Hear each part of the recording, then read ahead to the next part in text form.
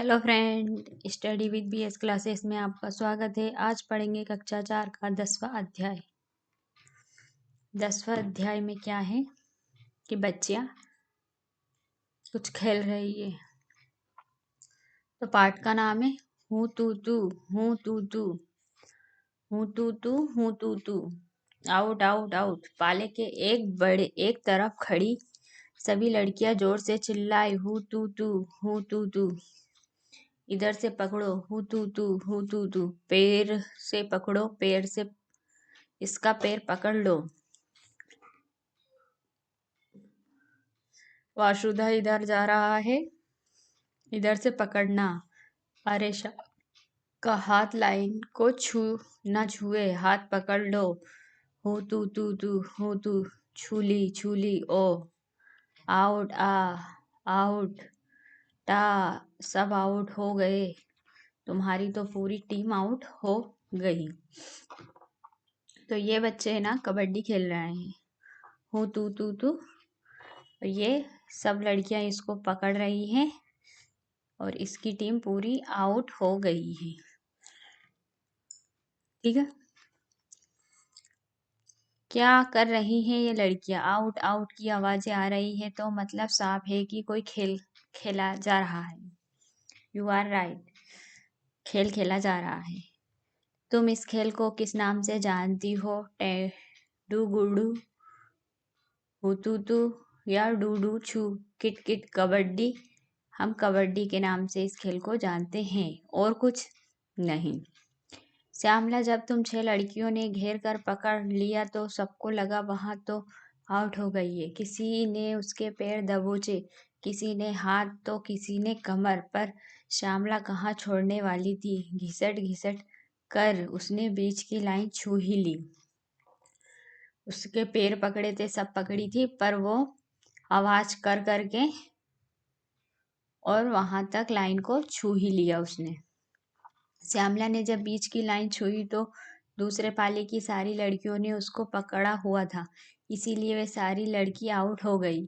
परंतु रोजी बहस करने लगी। उसका कहना था कि श्यामला की तो सांस टूट गई थी, इसीलिए उसकी टीम आउट नहीं थी। श्यामला तो अड़ गई कि उसकी सांस नहीं टूटी थी। उसने यहाँ भी पूछा कि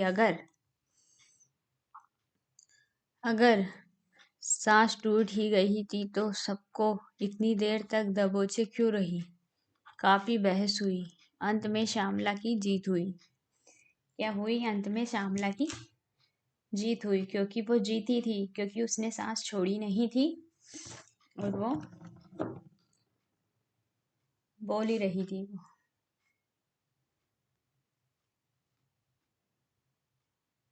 ठीक है, तो अब क्या पूछ रहे हैं? तुम्हारे यहाँ कबड्डी की एक टीम में कितने खिलाड़ी होते हैं? एक टीम में 8 खिलाड़ी होते हैं। ठीक है, श्यामला ने जब बीच की लाइन छुई तो कितनी लड़कियां आउट हुई थी?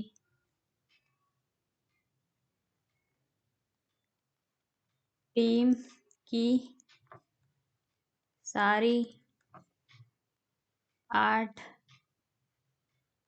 लड़कियां आउट हुई थी। हुई थी।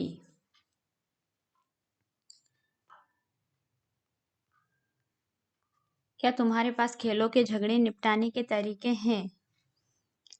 हाँ, हमारे पास खेलों के झगड़े निपटाने के लिए कई तरीके हैं। खेलों के झगड़े निपटाने के कई तरीके हैं। कबड्डी का खेल, किसका खेल है? कबड्डी का खेल। तो ऐसा ही है कबड्डी का खेल, है ना?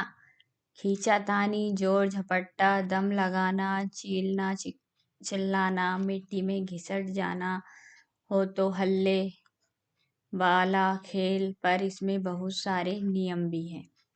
मज़ा भी खूब आता है, कसरत भी पूरी हो जाती है। सांस रोक कर कबड्डी कबड्डी बोलो और भागो दौड़ो। साथ में दूसरे पाले के लोगों को छूने की कोशिश भी करो। जितनी देर सांस रोक लोगे उतनी देर तुम्हारे पाले में अपना कमाल दिखा पाओगे।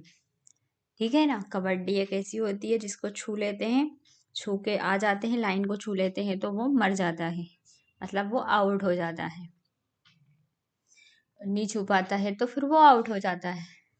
तो कबड्डी के खेल में शरीर और दिमाग दोनों को ही चलाना पड़ता है। खींचने या रोकने में ताकत लगाओ और साथ ही सोचो कि दूसरी टीम के पाले में किधर से घुसे, कौन है जिसको जल्दी से छूकर अपने पाले में लौट आए। अगर पकड़े गए तो बीच की लाइन तक कैसे पहुँचे।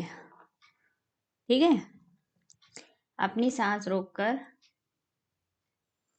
कबड्डी कबड्डी बोल कर देखो कितनी बार बोल पाए।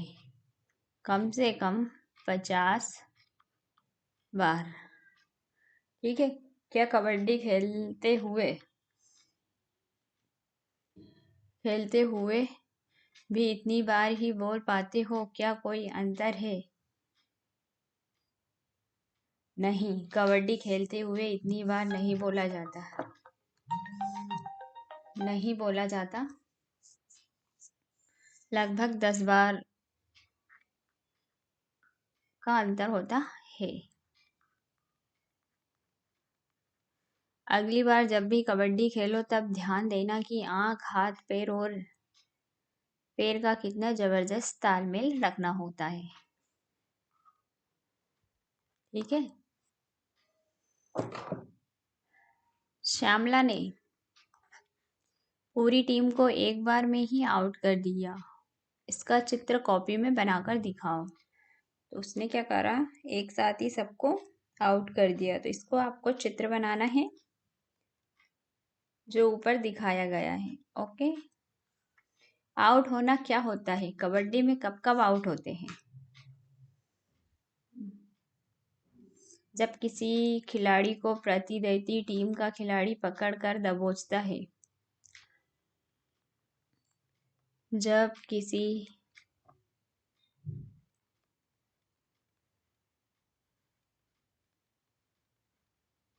खिलाड़ी की प्रति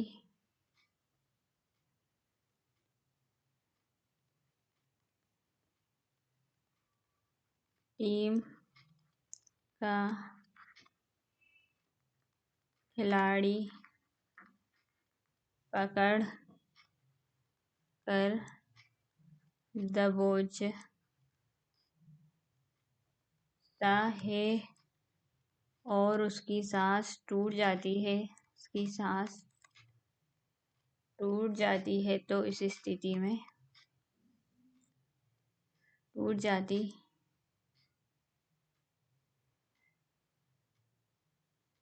सांस टूट जाती है, उस स्थिति में आउट हो जाता है। कई खेलों में खिलाड़ी को छूना बहुत जरूरी होता है। जैसे खो खो के खेल में छूने के आउट होते हैं और छूने से ही बारी भी आती है।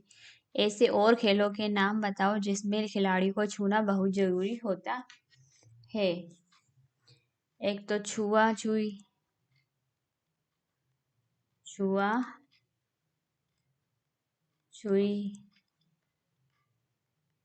डेंगा पानी, एक चोर सिपाही।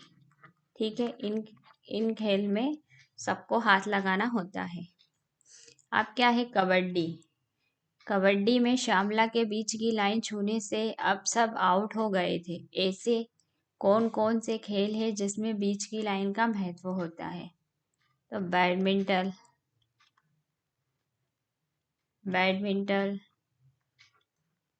टेनिस,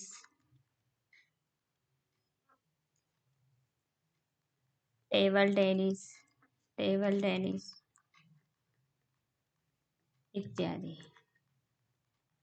मतलब बहुत सारे खेल और भी हैं। ओके, ऐसे कौन से खेल हैं जिनमें खिलाड़ी के अलावा रंगों या चीजों को छूते हैं? ऐसा कौन सा खेल है? खो खो चीजों को छुआ जाता है। रंग पकड़ना रंग को छुआ जाता है। एक तो खो खो, खो खो में चीजों को छुआ जाता है, चीजों को छुआ जाता है। रंग पकड़, रंग पकड़ तो रंग को छुआ जाता है। ठीक है, इन दोनों को छुआ जाता है। क्या तुम कबड्डी खेलते हो? क्या तुम्हारे स्कूल में लड़कियों की कबड्डी की टीम है? अच्छा, एक बात बताओ, क्या तुम्हारी दादी और नानी कबड्डी खेलती थी? आज घर जाकर पता करना। ठीक है, क्या तुम्हारे यहाँ लड़कियां कबड्डी या कोई और बाहर खेले जाने वाले खेल खेलती है? क्या तुम लड़कियां नहीं खेलती, वे क्यों नहीं खेलती? तो चर्चा करें।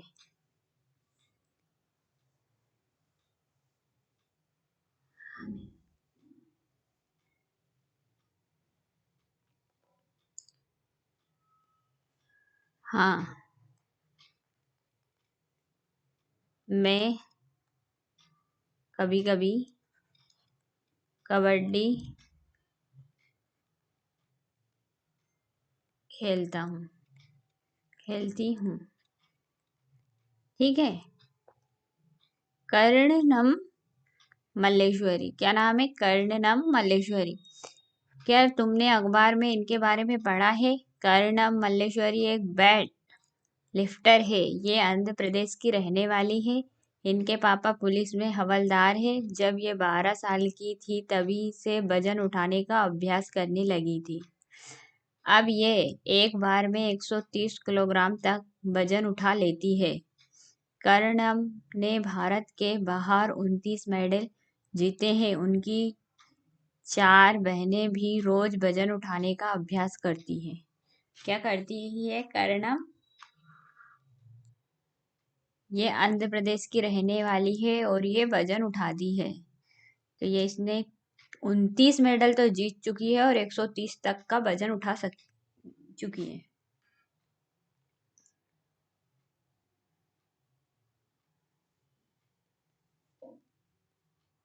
तीन बहनों की कहानी।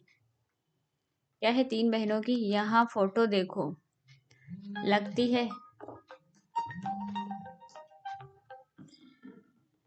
लगती है ना दादी नानी, पर ये आम दादियों नानियों से अलग है। यहाँ फोटो है तीन बहनों की, ज्वाला, लीला और हीरा।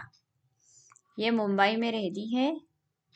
ये तीनों कबड्डी खेलती थी और दूसरों को खिलाती थी, सिखाती भी थी। क्या करती थी ये तीनों? मुंबई में कबड्डी खेलती थी और दूसरों को भी सिखाती थी। ज्वाला बताती है, जब हम छोटे थे तब लोग लड़कियों को यहाँ खेल खेलने नहीं देते थे। लोगों को लगता था कि अगर लड़कियां छीना झपटी वाला खेल खेलेंगी तो उनमें कोई शादी नहीं करेगा। कबड्डी में लड़कों वाले कपड़े पहनने पड़ते हैं, इसीलिए भी लोग खेलने से मना करते हैं। क्या करते हैं लोग? मना करते हैं। तो तीनों बहनों ने काफी छोटी थी जब उनके पिता की मृत्यु हो गई। उनकी माँ और मामाओं ने तीनों को पाला। दोनों मामा खो खो और कबड्डी खेला करते थे। उन्हीं से ही यहाँ शौक इन बहनों में आया। ज्वाला और लीला बताती है, आज से करीब 50 साल पहले जब हमने कबड्डी खेलना शुरू किया था तो लड़कियों के पास कबड्डी खेलने के मौके नहीं थे। माता पिता भी मदद नहीं करते थे, लेकिन हम सोचते हैं कि लड़कियों को कबड्डी जरूर खेलना चाहिए। माँ और मामाओं ने हमें कभी नहीं रोका। हम तीनों ने कबड्डी खेलना सीखा और अपने मोहल्ले की कुछ लड़कियों को खेल में शामिल किया। हमने कबड्डी का एक क्लब बनाया जो आज इतने सालों बाद भी चल रहा है। क्या करा, इन तीनों बहनों ने एक क्लब बना लिया जिसमें लड़कियों को सिखाती भी है और वो खुद भी खेलती है। ठीक है, याद आए वे दिन। लीला और हीरा अपने मैचों के बारे में बड़े जोश में बताती है। कई मैच को तो वे बिल्कुल हारते हारते जीती, क्योंकि उन्होंने तो मन में ठान ही लिया था कि कभी हार नहीं माननी है। उन मैचों के दौरान कई बड़ी मजेदार घटनाएं भी हुई। एक बार वे दूसरी शहर में एक बड़ा मैच खेलने गई थी। मैच शाम को 6:30 बजे शुरू होना था। हम 3 से 6 की पिक्चर देखने चले गए। हमने सोचा कि मैच के समय तक तो वापस पहुंच ही जाएंगे। पिक्चर शुरू हुई ही थी कि हॉल में हल्ला मचने लगा। पता चला कि हमारे मामा हमें ढूंढ रहे थे। उनके हाथ में एक टॉर्च थी। वे एक एक करके सबके चेहरों पर रोशनी डालकर पहचानने की कोशिश कर रहे थे। क्या कर रहे थे? उनके मामा आए और उन्हें पहचानने की कोशिश कर रहे थे। मामा ने वही हॉल में ही हमें खूब जोर से डांट लगाई। क्या करा, वहां हमें मामा ने डांट लगा दी। उनके जीवन में कबड्डी को लेकर कई कठिनाइयां आई, परंतु कबड्डी का मजा कभी कम नहीं हुआ। सबसे छोटी बहन हीरा कबड्डी की कोच भी बनी। ये बहनें चाहती है कि तुम जैसे स्कूल के बच्चे अपनी पसंद के खेल खेले और कबड्डी तो खेले ही। ठीक है, वो चाहती है कि कबड्डिया तो खेले ही से। क्या तुमने किसी कोच से कोई खेल सीखा है और कौन सा खेल सीखा है?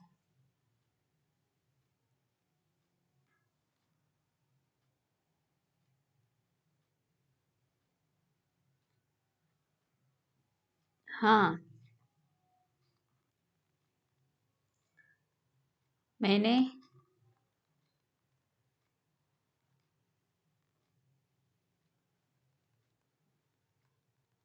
फुटबॉल स्कूल के कोच से सीखा। स्कूल के कोच से सीखा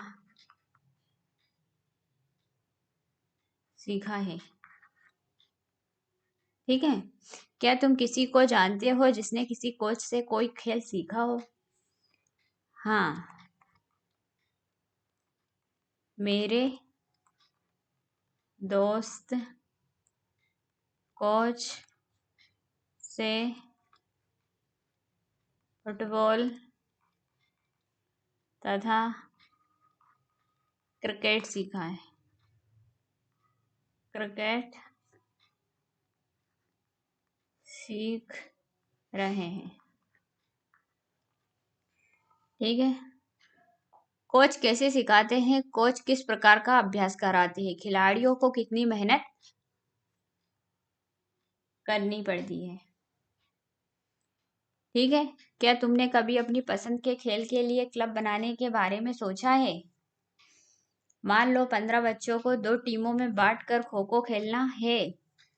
दोनों टीमों में 7-7 खिलाड़ियां होंगे। एक खिलाड़ी बच जाएगा, नहीं तो टीमें बराबर नहीं हो पाएंगी। ऐसा होने पर तुम क्या करते हो? क्या तुम कभी बीच का बिच्छू बने हो? उसके बारे में बताओ। तो अपन लिखते हैं,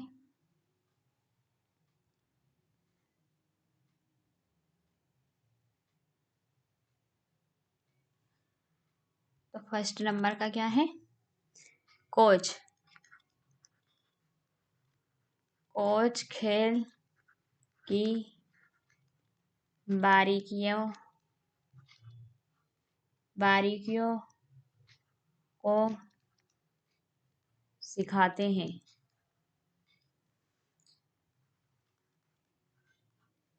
कोच खिलाड़ियों को हमेशा उत्साहित करते रहते हैं तथा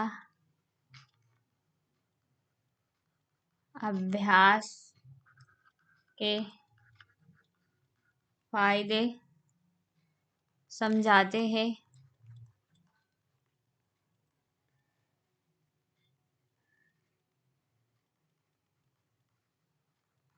खिलाड़ियों को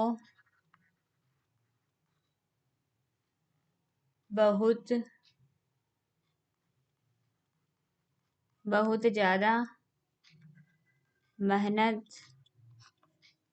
करनी पड़ती है उन्हें सुबह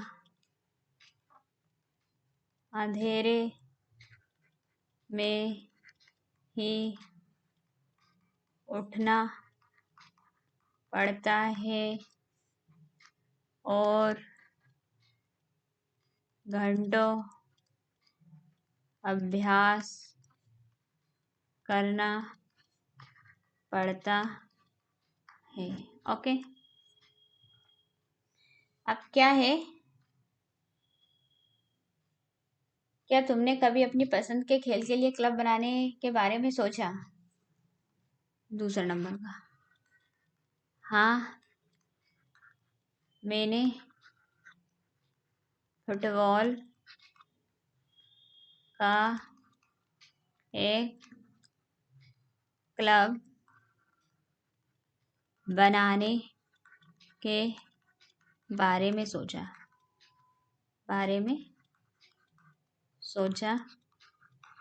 है। ठीक है, तीसरा क्या है, 15 बच्चों की टीमों में बांटकर खो खो खेलना है। दोनों टीमों में 7-7 खिलाड़ी होंगे, एक खिलाड़ी बच जाएगा, नहीं तो टीमें बराबर नहीं हो पाएंगी। ऐसा होने पर तुम क्या करते हो? ऐसा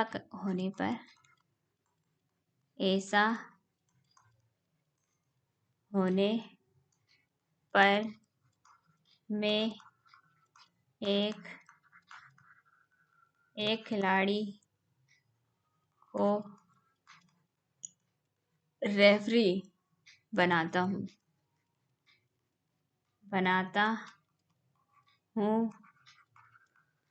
मैं भी कई बार रेफरी बना हूँ। ओके, अब क्या है, ये हो गए क्वेश्चन। अब ये फोर्थ, हर खेल में कुछ नियम होते हैं। वहाँ खेल उन नियमों के अनुसार ही खेला जाता है। अगर उन नियमों में कुछ बदलाव कर दिया जाए तो देखा खेल में क्या बदलाव आता है। जैसे क्रिकेट में विकेट पर ये गुल्लियों के गिरने पर बल्लेबाज आउट हो जाता है। सोचो अगर नियम हो तो एक ही बार में तीनों विकेट गिर जाए तो पूरी टीम ही आउट हो जाएगी। क्या खेल में मजा आएगा? और फिर सेकंड क्वेश्चन है, इस नियम के अनुसार खेलकर देखो, कुछ अलग अलग खेलों के नियम तुम भी बनाओ और खेल कर देखो। तो अपन ये देखते हैं। ठीक है, नेक्स्ट पे क्या है,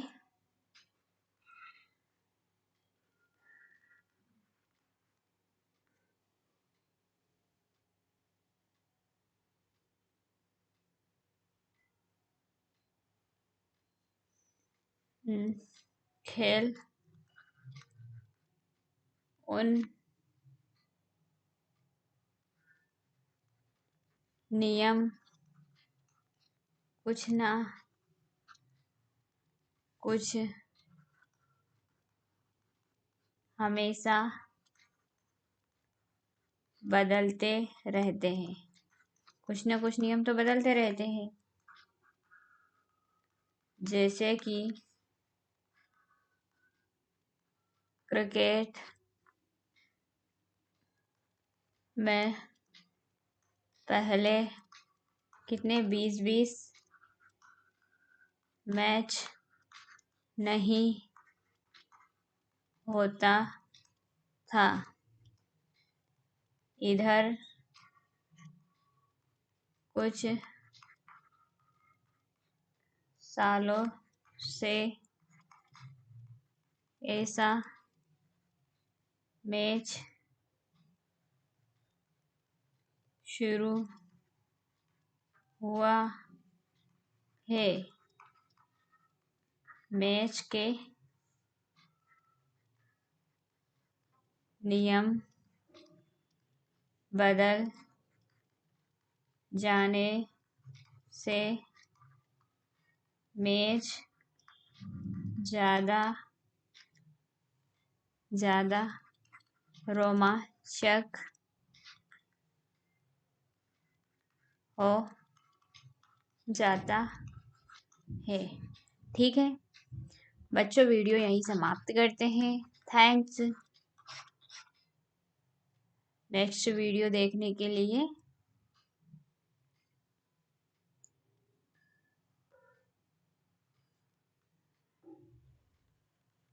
ख़त्म हो गया।